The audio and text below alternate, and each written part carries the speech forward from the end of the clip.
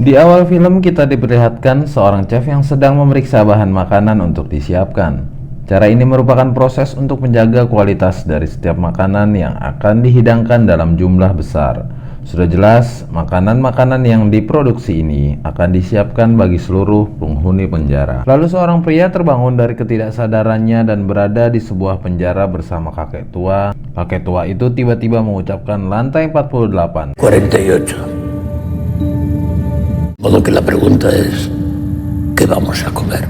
Ia juga berkata kepada pria itu, mulai hari ini kita akan makan makanan yang tersisa dari lantai atas, yang dimana tepat satu lantai di atas mereka adalah lantai 47. Semakin tinggi lantai maka angkanya akan semakin mengecil. Untuk tingkat paling tinggi lantainya sendiri memiliki angka 0. Pria yang baru saja ditempatkan di penjara itu pun langsung melihat ke tengah ruangan dan terdapat lubang yang sangat dalam. Tentu saja penjara ini tidak hanya berakhir di lantai 48. Di bawah mereka berdua masih banyak tahanan lain yang sedang menunggu makanan datang. Fungsi dari lubang ini adalah sebagai tempat bergeraknya lift makanan yang datang dari lantai 0. Dari penjelasan singkat ini, pria itu memperkenalkan diri dan berkata bahwa namanya adalah Goreng.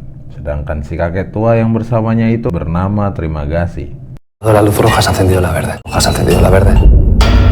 Saat lampu hijau menyala, itu merupakan pertanda lift makanan dari atas akan turun ke lantai di bawahnya. Bisa kalian lihat sendiri, makanan yang datang tidaklah terlihat fresh dan hanya merupakan makanan sisa. Kakek Terima Kasih yang sudah lapar tidak segan-segan memakan hidangan tersebut. Goreng yang menahan lapar pun hanya mengambil sebuah apel dari lift makanan. Ia bermaksud menyimpan apel itu untuk dimakan beberapa jam kemudian. Saya makan. Kakek Terima Kasih malah meludahi lift makanan tersebut. Ia berkata bahwa hal-hal tersebut sudah biasa terjadi di penjara ini. Dan tiba-tiba Goreng merasakan suhu yang panas secara mendadak. Dan satu-satunya cara untuk membuat suhu menjadi normal kembali adalah dengan membuang makanan tersebut kembali ke lift makanan. Kemudian scene berpindah ke proses wawancara yang melibatkan Goreng bersama salah satu pekerja penjara. Dan dalam perbincangan itu Goreng dipersilahkan untuk membawa satu benda apapun itu. Dari sekian banyak benda yang bisa ia bawa, Goreng hanya memilih sebuah buku untuk ia baca. Ese se ha cambiado un título homologado, sí. Que está aquí. Yo que usted me apartaría. Tak lama kemudian lampu di ruangan penjara itu pun berubah menjadi merah, yang berarti lift makanan akan kembali ke lantai 0 dengan cepat. Hari demi hari Goreng sengaja menahan nafsunya untuk tidak memakan makanan sisa. Ia hanya melihat kakek Terima Kasih menyantap makanan-makanan itu secara lahap. Setelah itu Goreng bertanya kepada kakek Terima Kasih, ada berapa banyak lantai di dalam penjara ini? Untuk lebih jelasnya kakek Terima Kasih sendiri tidak tahu ada berapa. Tapi selama ia berada di sini, ia pernah berada di lantai 132. ¿Cuántos niveles hay? No lo sé, pero sí que hay 132. Y había más por debajo. ¿Y cuánta comida llega a ese nivel? Nada. Dengan tingkat sedalam itu tidak mungkin ada satu makanan pun yang tersisa dari atas. Bisa dibayangkan betapa parahnya tingkat kelaparan yang menimpa para tahanan di bawah. Mendengar hal itu, hati nurani Goreng menjadi tergerak dan ia berinisiatif untuk memberitahu setiap lantai di atas agar menyisakan makanan setiap harinya. ¡Tenéis vuestro vino, hijos de puta! Tapi luar biasanya kakek Terima Kasih tidak memiliki perasaan yang sama seperti Goreng. Ia malah mengencingi lift makanan yang berada di lantai bawah dengan biasa saja. Rasa tidak peduli satu sama lain tentu saja sering terjadi di penjara ini selama berbulan-bulan. Kakek Terima Kasih sengaja melakukan hal tersebut karena ia pernah merasakan saat berada di lantai bawah. Hal ini akan menjadi rantai yang tidak akan putus dan berlaku seterusnya. Hebatnya lagi, kakek tua itu sengaja memilih sebuah pisau untuk dibawa ke dalam penjara. El Samurai Plus.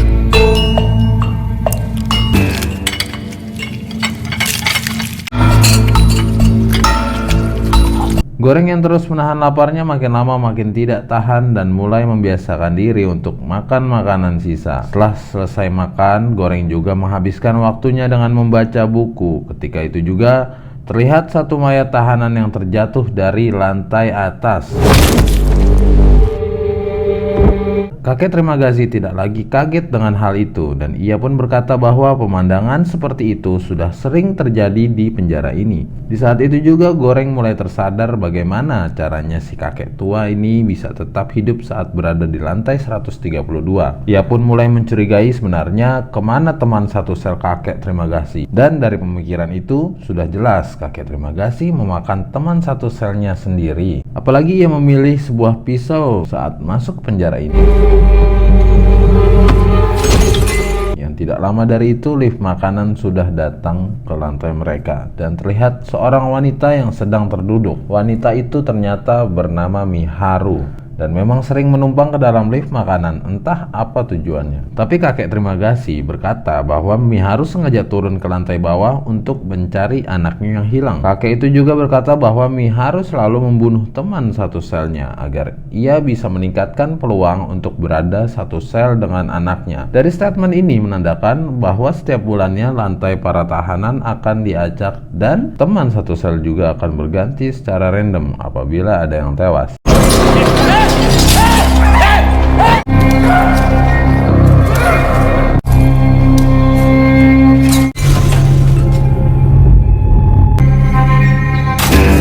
Namun sialnya Miharu malah ditarik paksa oleh kedua tahanan yang berada di lantai 49. Goreng yang melihat pun merasa kasihan terhadap Miharu dan berencana untuk melompat ke bawah. Tapi hebatnya Miharu malah berhasil membunuh kedua tahanan tersebut dan kembali lagi ke lift makanan dengan penuh darah. Goreng yang hampir 1 bulan bersama kakek terima kasih pun semakin akrab.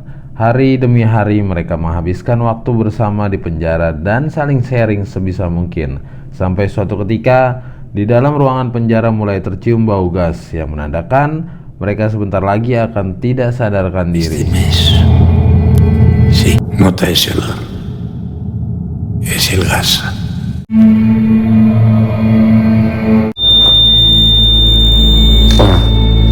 Di saat itulah lantai penjara dan teman satu sel akan diacak secara random. Intinya sih kalau nggak ada yang tewas di lantai itu maka teman satu selnya akan tetap sama. Saat esok hari Goreng terbangun dalam keadaan tubuh yang sudah terikat oleh kain. Tidak diragukan lagi, ternyata ia diikat oleh kakek terima kasih. Dia sengaja mengikat tubuh Goreng karena bulan ini mereka mendapatkan lantai 171. Ya tentu saja lantai dengan nomor sebesar ini tidak akan lagi mendapatkan makanan yang tersisa. Benar saja, makanan yang datang dari atas tidaklah tersisa sedikit pun. Mana mungkin mereka bisa hidup hanya dengan memakan piring dan gelas kosong selama berhari-hari. Ha llegado el momento, mi... ¿Está preparado? Tapi kakek terima kasih sudah tidak tahan dan akan menyantap tubuh Goreng. Sayatan pertama dimulai kakek terima kasih dengan menyayat daging yang berada di paha Goreng. Sedangkan secara kebetulan Miharu yang berada di lift makanan langsung saja mengejarnya dari belakang dan menusuk leher si kakek dengan pisaunya sendiri. Saat itu juga Miharu yang respek pada Goreng langsung melepaskan ikatannya. Ia juga membiarkan Goreng untuk membalaskan dendam kemarahannya kepada si kakek. Sudah jelas si kakek harus tewas secara sadis di lantai itu. Lalu beberapa jam kemudian, Goreng mulai tersadar secara perlahan dan melihat Miharu sedang menyantap tubuh kakek terima kasih. Luar biasanya lagi, Miharu malah sengaja menyuapi Goreng untuk memakan potongan daging itu. Goreng yang tidak terbiasa langsung memuntahkan daging si kakek tua, namun anehnya Miharu ini adalah wanita yang gak pernah ngomong sama sekali. Dia malah tetap menyuapi Goreng untuk memakan daging si kakek terima kasih.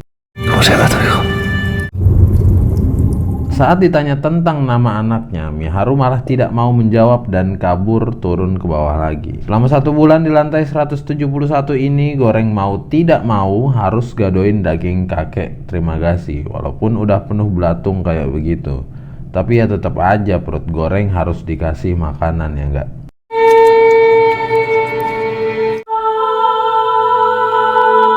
Te estaba dando la bienvenida, bestia. Singkat cerita, 1 bulan sudah dilewati oleh Goreng dan ia terbangun lagi dengan lantai yang berbeda. Dikarenakan kakek terima kasih sudah tewas, maka sudah jelas Goreng ditempatkan bersama orang random lainnya. Terlihat teman satu selnya kali ini adalah seorang wanita yang bernama Imoguri. Mereka berdua kali ini berada di lantai 33 yang secara realita tidaklah terlalu buruk. Ternyata wanita ini adalah seorang pekerja admin yang mewawancarai Goreng sebelum masuk ke penjara ini. Ketika wawancara itu, Goreng ditanyakan berbagai hal termasuk makanan favoritnya dengan bertujuan makanan favorit yang dipilih Goreng akan ditempatkan ke dalam lift. Ia juga bertanya kepada Imoguri ada berapa lantai yang terdapat di penjara ini. Dan selama 25 tahun Imoguri bekerja di sini, ia mengetahui bahwa lantai di penjara ini kira-kira 200-an lantai. Secara logika dengan jumlah makanan yang diberikan, tentu saja tidak akan memenuhi kebutuhan 400 orang. Namun Imoguri tetap memaksa hal itu bisa saja berkecukupan apabila diterapkan sistem solidaritas. Señores, buenos días. Ha doblado un par de raciones para ustedes para los del siguiente ¿Qué nivel. dices, vieja? Si venimos del 88, estamos bien. Imoguri malah tetap bersikeras untuk mengatur jatah makanan pada lantai di bawahnya. Ia sengaja membuat makanan yang terpisah menjadi 2 piring dengan harapan tahanan yang berada di lantai bawah akan melakukan perilaku yang sama. Dengan cara itu, Imoguri akan menekankan perilaku solidaritas yang membuat para tahanan kebagian makanan. Dan Moguri juga memberitahu para tahanan yang ada di lantai 34 untuk memakan makanan secukupnya saja.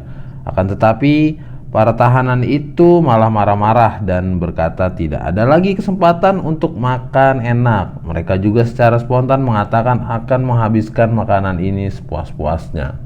No dejar un puto grano de arroz intacto, ¿me habéis oído? De puta que están por debajo de vosotros. ¿Queda claro? Tetapi tetap saja tidak ada respon positif dari para tahanan tersebut. Sampai pada akhirnya Goreng sudah lelah mendengar hal itu dan ia pun langsung mengancam para tahanan di bawah.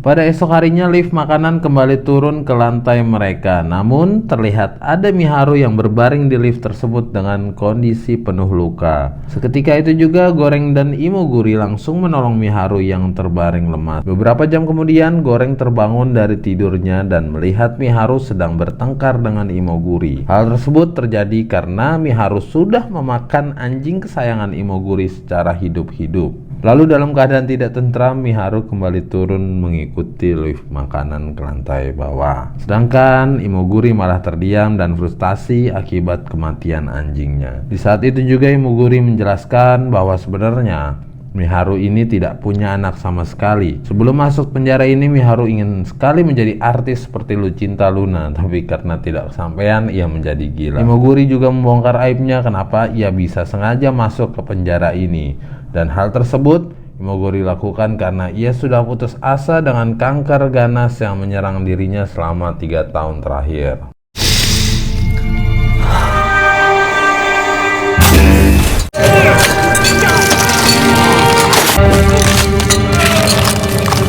No come un poco. Fíjese qué milagro que nadie ha tocado los caracoles. Quería comer un poco. No sabemos dónde apareceremos mañana. Dan setelah pengakuan itu, Imoguri tidak mau makan makanan sedikit pun dan hanya berbaring di atas kasur. Padahal hari ini adalah hari terakhir mereka berdua berada di lantai 33. Di saat hari esok sudah tiba, Goreng kembali terbangun dan kini berada di lantai 202. Ia terkejut setelah melihat Imoguri yang sengaja menggantung dirinya. Goreng seketika itu juga menjadi frustasi dan dibayang-bayangi oleh arwah kakek Trimagasi dan juga Imoguri. Ia dirayu oleh mereka berdua untuk mengkonsumsi daging Imoguri. Apalagi setelah mengetahui bulan ini Goreng ditempatkan di lantai 202. Eterna, mi carne es la verdadera comida y mi sangre es en mí.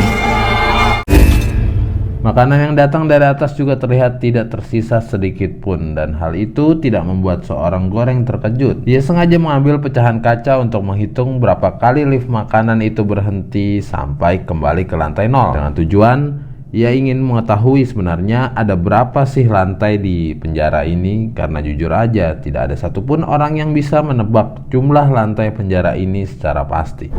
Venga, Goreng. Hágalo.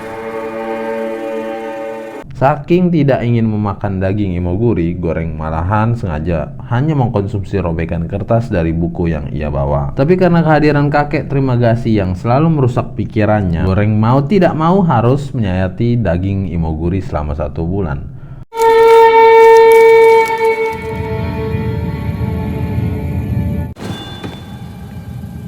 Bulan berikutnya Goreng kembali terbangun dari tidurnya dan ditempatkan di lantai 6. Selama ia berada di penjara ini, tentu saja ini adalah lantai yang paling bagus. Goreng ternyata ditemani oleh seorang pria bernama Baharat. Baharat adalah seorang pria agamis yang selalu optimis untuk kabur dari penjara ini. Baharat juga memilih untuk membawa tali agar ia bisa memanjat ke lantai atas. Ia merayu kedua tahanan yang berada di lantai 5 untuk membantunya naik ke lantai itu. Ia pun langsung melempar tali yang ia bawa dengan cepat dan meninggalkan Goreng seorang diri. Dengan penuh semangatnya Baharat naik melalui tali tersebut, namun tiba-tiba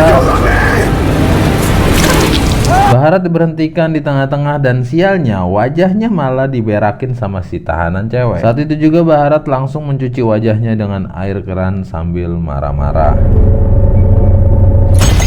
Tak lama kemudian lift makanan sudah datang di lantai 6. Dari sini terlihat kondisi makanan yang masih rapi dan tentu saja banyak pilihannya. Tapi para tahanan yang berada di lantai 7 malah memakan makanan itu secara rakus. Kalau hal seperti ini tidak ada habisnya, bagaimana mungkin solidaritas bisa dibangun? Dia mengajak Baharat untuk berdiri di lift makanan itu dan membagikan makanan secara adil di setiap lantainya. Yang pada awalnya Baharat bingung dengan rencana yang disampaikan oleh Goreng. Goreng juga mengatakan bahwa jika rencana ini berhasil, maka ia akan membuat sistem di penjara ini lebih baik daripada sistem yang sebelumnya.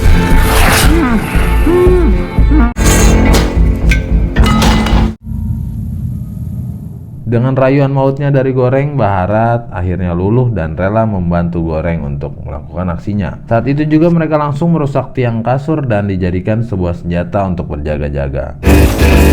¡A la puta esquina! ¡Fuera! ¡Quiero ver los lejos de la plataforma! ¡Hola! ¡O te aplasto! ¡A la puta esquina! ¡No me toquen los cojones! Mereka pun naik ke atas lift makanan dan bersiap-siap untuk turun. Baharat mengancam kedua tahanan yang ada di lantai 7 untuk puasa 1 hari, dan jika mereka tidak ingin menurut maka akan dibunuh oleh Baharat. Baharat dan Goreng berencana setidaknya makanan ini bisa tetap utuh saat sampai di lantai 51. Sampai pada akhirnya Baharat tiba di sebuah lantai yang ditempati oleh pria bijak. Bajad los dos ahora mismo. Bapak itu juga memberitahu bahwa mereka harus membawa sebuah pesan saat sampai di lantai 0 dengan harapan ada beberapa penjaga yang mempunyai hati nurani. Untuk memberikan pesan tersebut, mereka harus menggunakan sebuah simbol yang diwakilkan dengan satu makanan. Satu hidangan yang tentu saja tampak lezat dan menggugah selera. Ketika itu juga Baharat dan Goreng bersiap diri untuk menjaga makanan yang mereka pilih. Kebetulan makanan yang mereka pilih adalah sebuah panna cotta. La panna cotta. Sekali lagi, jika tidak ada yang nurut dengan perintah mereka, maka akan dihabisi saat itu juga. Os ruego encarecidamente. Nos estamos pidiendo un día de ayuno. Lantai demi lantai sampai pada akhirnya mereka tiba di lantai 51. Mulai di lantai 51 ini mereka membagikan makanan secara adil satu dengan yang lainnya. Sejauh ini semua rencana mereka berjalan dengan lancar dan tidak terhambat sedikit pun. Di saat mereka turun di lantai 100-an, seluruh tahanan terlihat sudah tewas dan dibunuh entah oleh siapa.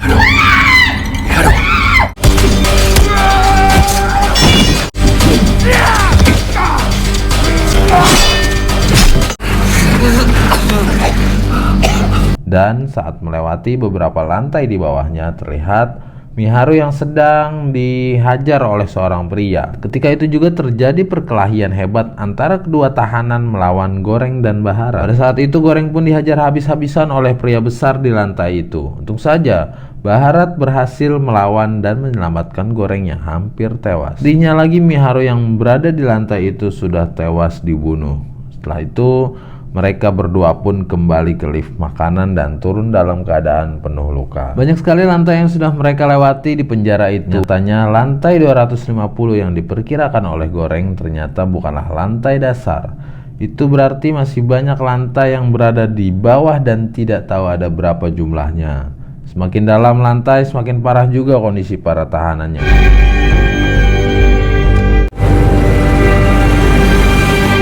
Pada akhirnya lift makanan itu tiba-tiba berhenti di lantai 333. Mereka bingung kenapa lift makanan berhenti padahal tidak terlihat orang sedikit pun. Gak taunya di bawah kolong kasur tersebut terdapat seorang manusia yang tidak jelas itu siapa. Saat mereka mendekati orang tersebut, lift makanan malah turun ke bawah dan meninggalkan mereka. Ternyata di lantai tersebut terdapat seorang anak perempuan yang masih hidup dan bersembunyi. Sudah jelas ini adalah anak dari Miharu yang selama ini ia cari-cari. Bahkan seorang Imoguri yang sudah bekerja selama 25 tahun pun tidak bisa menebak kehadiran anak ini. Goreng dan Baharat pun bimbang bagaimana mereka bisa membantu anak ini yang kelaparan, sedangkan mereka hanya punya makanan yang harus dijaga sampai lantai 0. Ujung-ujungnya makanan itu diberikan kepada si gadis kecil yang kelaparan ini, dan mereka sengaja mengorbankan harapan mereka demi kehidupan anak tersebut. Me gusta escucharlo leer. Ramses es el mensaje. Ramses es... La niña es el mensaje. Ramses. Beberapa jam kemudian, Goreng terbangun dari ketidaksadarannya. Ia pun dibayang-bayangi oleh arwah terima kasih Imoguri, Miharu, dan Baharat yang mengatakan bahwa anak itu adalah pesannya. Yang tentu saja arwah Baharat sudah gentayangan karena ia ternyata meninggal kehabisan darah di lantai 333. Saat itu juga satu-satunya anak dari Miharu langsung dibawa ke lift makanan yang turun ke lantai paling dasar. Tengo que subir con la niña. Pero usted no es el mensaje. El mensaje no necesita ningún portador. Saat sampai di bawah, lagi-lagi Goreng dibisiki sama kakek terima kasih yang berkata bahwa pesan itu tidaklah butuh pengantar untuk sampai ke atas. Yang berarti anak Miharu bisa kembali ke lantai 0 dengan tidak harus ditemani oleh seorang Goreng. Ketika itu juga lift makanan kembali ke atas dengan kencang sambil membawa anak dari Miharu.